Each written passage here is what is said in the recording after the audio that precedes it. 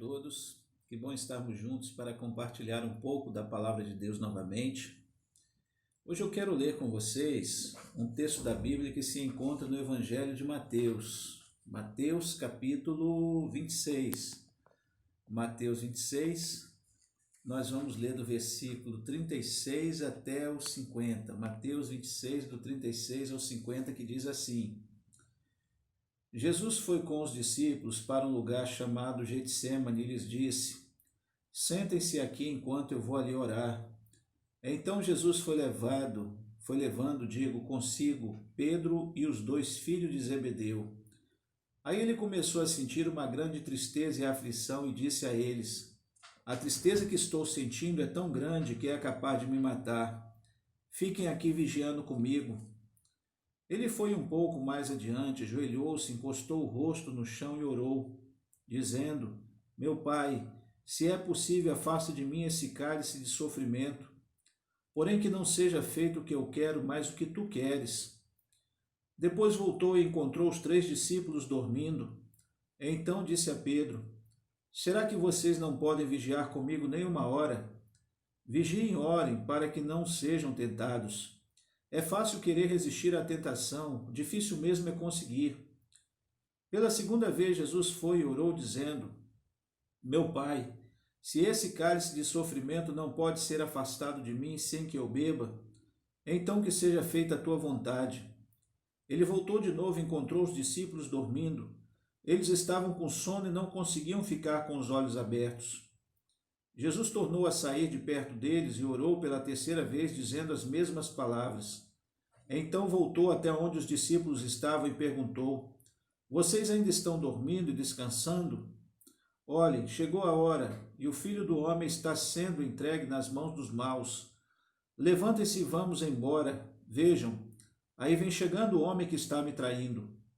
Jesus ainda estava falando quando chegou Judas, um dos 12 discípulos. Vinha com ele uma grande multidão armada com espadas e porretes, que tinha sido mandada pelos chefes dos sacerdotes e pelos líderes judeus. O traidor tinha combinado com eles um sinal. Ele tinha dito: prenda o homem que eu beijar, pois é ele. Judas foi até perto de Jesus e disse: mestre, que a paz esteja com o Senhor. E o beijou. Jesus respondeu: amigo, o que você vai fazer, faça agora. Então eles chegaram, prenderam a Jesus e o amarraram. Querido, eu quero refletir um pouco com você sobre um tema que eu trabalhei no domingo passado à noite na igreja. Eu confesso que no momento eu não tinha desejo de trazer essa palavra como reflexão, pensei muito antes de trazer, mas pensando bem na profundidade desse assunto, eu entendi no meu coração e creio que o Espírito Santo de Deus falou comigo que eu deveria trazer essa reflexão para vocês. O tema dessa reflexão é a hora da dor. A hora da dor. A palavra Getsêmani significa prensa de azeite, ou seja, o local que a fruta era esmagada, que a oliveira, que a azeitona era esmagada para produzir o azeite. Havia ali no Monte das Oliveiras um jardim chamado Getsêmani. E quando a gente pensa em jardim, normalmente a gente pensa lugar de flores, bonito, lugar de passeio onde casais gostam de estar, famílias gostam de estar. Porém, esse jardim para Jesus e para a cristandade de uma forma geral ficou marcado pelos últimos momentos e a agonia que Jesus sentiu. Era um jardim situado no Monte das Oliveiras, em Jerusalém. Veja, Jesus tinha acabado de ceiar com seus discípulos, tinha acabado de jantar, instituir a ceia. Tinha ele acabado de dar as últimas orientações. E aí era noite, tarde da noite, talvez o momento que Jesus está com os discípulos ali no Getsêmani. Muitos cansados, depois do jantar, com sono, Jesus os chama para orar. Era comum Jesus subir montes para orar. Jesus está sozinho para orar, mas nesse momento ele queria estar com os seus. Era um momento de dor de Jesus, sabe por quê? Porque Jesus era onisciente, ele sabia perfeitamente o que ele iria passar, o que ele iria acontecer. E aí nós aprendemos algumas coisas com Jesus quando nós tratamos dessa questão, a hora da dor. E o que acontece, gente, na hora da dor? A primeira coisa que eu preciso entender é que a luta que eu passo, a dor que eu sinto, é minha, não é do outro. Eu preciso entender que eu não posso culpar e responsabilizar o outro pela dor que eu estou passando. A dor que eu sinto é minha, está no meu corpo. O máximo que as pessoas podem é estar perto de mim, me acompanhar, estar junto de mim, mas a dor é minha. Eu já vivi dores na minha vida que não dava para transferir.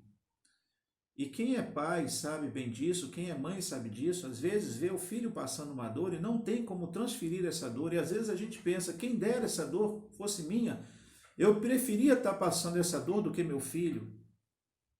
Mas a dor do seu filho é do seu filho. A dor do seu pai é do seu pai, da sua mãe é da sua mãe, a dor da criança é da criança. E muitas vezes a gente não consegue entender o porquê daquela dor. E é por isso que Jesus diz, o que eu faço hoje não entende, mas amanhã entenderás tu. Então, na hora da dor, é preciso entender que a luta que se passa, que estamos passando, é nossa. A luta não é do irmão, não é do pastor, não é da tia, não é da avó, não é do filho, não é da mãe. Nós precisamos ser fortes para viver e passar a hora da dor. A segunda coisa que eu aprendo com Cristo é que a hora que vem a hora da dor, não é apenas o corpo físico que sofre, é também a alma, o emocional. Existem doenças que se chamam doenças psicossomáticas, que afligem o corpo, afligem a alma. Aflige a alma, aflige o corpo. Alguns entendem a alma como emoção. Afligem o corpo, afligem a emoção. E afligindo a emoção vai atingir o corpo. Olha o que Jesus diz nos versículos 37, 38 e 39. Olha bem. Então Jesus, levando consigo Pedro e os 2 filhos de Zebedeu, aí ele começou a sentir uma grande tristeza e aflição. A dor nem sempre está na carne. E ele disse a eles, a tristeza que estou sentindo é tão grande que é capaz de me matar. Nós vivemos recentemente o Setembro Amarelo, onde muitos que por sentir a dor dentro da emoção, dentro da alma, chegam a tirar a própria vida. A dor da alma é tão grande, a dor do coração é tão grande, a dor da emoção é tão grande que dizem, eu não vou suportar. E tiram a própria vida. Então, na hora da dor, nós precisamos entender e conseguir detectar onde está a nossa dor, que pode não estar no corpo físico e nem sempre é frescura. O fato de eu não estar machucado, não estar sangrando, porque às vezes o corpo pode não estar sangrando, mas a emoção pode estar sangrando. E eu preciso identificar isso, entender isso. Jesus estava dizendo, olha o que ele diz, a tristeza que eu sinto é capaz de me matar. E ele foi um pouco mais adiante, ajoelhou-se, encostou o rosto no chão e orou, meu Pai, se é possível, afasta de mim esse cálice de sofrimento, porém que não seja feito o que eu quero, mas o que tu queres. Na hora da dor, querido, outra coisa que Jesus me ensina que parece que é impossível suportar. Uma mãe que perde um filho que perde a mãe. Às vezes não existem palavras que vão consolar. Filhos, vidas que são ceifadas na tenra idade. E de forma cruel, de forma difícil. É difícil conseguir suportar. E é difícil palavras para consolar. Eu mesmo como pastor já fiz cultos fúnebres em que só Deus para me dar palavras para consolar uma família, para fazer uma oração, para dizer àquelas pessoas, porque tem dores que a gente sente que às vezes parece que não vamos suportar. Olha o que diz o versículo 41, versículo 40. Depois voltou, encontrou os 3 discípulos dormindo, então disse, será que vocês não podem vigiar comigo nem uma hora? Vigiem e orem para que não sejam tentados. É fácil querer resistir à tentação, o difícil mesmo é conseguir. Às vezes é difícil conseguir, às vezes é difícil suportar. Mas eu quero te dar uma palavra de conselho. Fica firme, querido. A dor vai passar. O momento vai passar. O que fez que Jesus suportasse aquela dor, o fato dele conseguir enxergar adiante, saber que aquela dor ia passar. Aquele momento de Getsêmani, o que viria depois seria mais forte, mais dolorido, mais doído. Porém, depois da sua morte viria a ressurreição. Ele viria a vitória, a glória de Deus sobre ele. Em quarto lugar, na hora da dor, só é possível vencer se a gente conseguir entender que aquilo que estamos passando existe um porquê. Olha o que Jesus diz. Jesus respondeu: amigo, o que você vai fazer agora então? Então eles chegaram, prenderam Jesus e o amarraram. Jesus disse a Judas: amigo, o que você vai fazer? Faça agora. Jesus sabia que aquele momento era necessário. Aquela traição era necessária. O que ele ia passar era necessário, porque se Jesus não passasse por aquilo, aonde estaria o nosso resgate? Aonde estaria o nosso perdão? Aonde estaria a vida eterna? Então Jesus passa por aquela dor por nós, por mim e por você. Ele dá a vida por mim e por você. Ele derrama o sangue na cruz por mim e por você. Ele suporta a dor porque ele sabia que naquela dor havia um porquê. Um porquê ele está passando por aquilo. Precisamos entender quando a dor vem e que ela vai passar e que uma hora vai cessar. E para concluir essa palavra, porque o nosso tempo é muito objetivo, quando vem a dor, querido, às vezes é difícil entender e suportar. A nossa formação física, emocional e espiritual estão sujeitas a se perder no meio da dor, da confusão, dos conflitos que a gente vive dentro de si. E às vezes parece que não vamos suportar, mas é preciso olhar adiante e ver que existe esperança, entender que não estamos sozinhos, entender que Jesus é o nosso amigo, a dor que passamos, ele passou também. E por isso ele sabe perfeitamente, podemos orar e pedir a ele que nos ajude, porque ele entende a dor que nós passamos, o sofrimento que nós vivemos.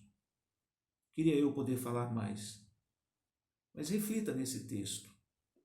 Vamos orar agora. Senhor, dá-nos a capacidade de enfrentar a dor. Dá-nos a capacidade, Senhor, de conseguir olhar adiante e entender o porquê. Dá-nos a tua bênção, Pai.